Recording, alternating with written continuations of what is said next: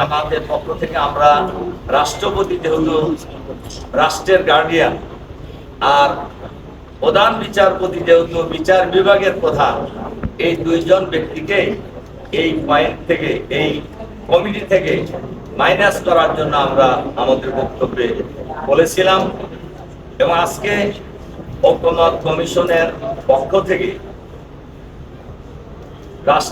রাষ্ট্রপতি এবং প্রধান বিচারপতির নাম বাদ দিয়ে আজকে নতুন প্রস্তাবনা ওনারা উপস্থাপন করেছেন এবং এনসিসির নামও পরিবর্তন করেছেন এবং প্রধান বিচারপতি এবং রাষ্ট্রপতির নামও এই কমিটি থেকে বাদ দিয়েছেন।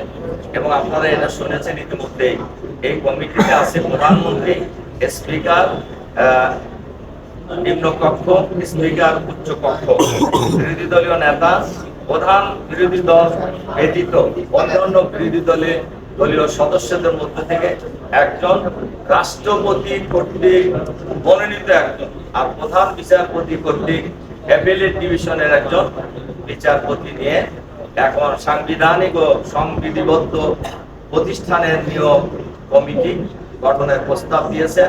এবং আজকের এই প্রস্তাবেও বিএনপি সহ কয়েকটা দল বাদে অধিকাংশ দলই এ ব্যাপারে ঐকমত্য পোষণ করেছেন। এবং এটা আপনারা জানেন যে এই কমিটির প্রস্তাবনা যেটা এসেছে, যাতে করে রাষ্ট্রের কোনো একক ব্যক্তির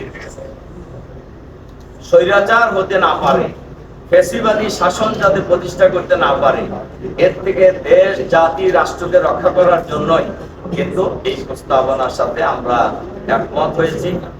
আর আজকে শেষে আবার আরেকটা বিষয় আলোচনা হয়েছে, যদিও এই বিষয়ে আগে বিএনপি ছাড়া ওই দিন আমরা বলেছিলাম যে বিএনপি সহ 3টি দল যারা ঐকমত্য কমিশনের যিনি সহ সভাপতি এবং এই মিটিং এর সভাপতি, উনি বলছিলেন 3টা দল ছাড়া বাকিরা সবাই একমত হয়েছি আমরা যে প্রধানমন্ত্রী একই ব্যক্তি কয়বার, এটা নয়, জীবনে সর্বোচ্চ 10 বার 10 বছর প্রধানমন্ত্রী হইতে পারবে। এ ব্যাপারে আমরা সবাই ঐকমত্য পোষণ করেছি। এই আলোচনাটা আজকেও উঠেছিল, কিন্তু বিএনপি আজকেও এই পয়েন্টে একমত হন। এই হলো আজকের আলোচনার মূল বিষয়।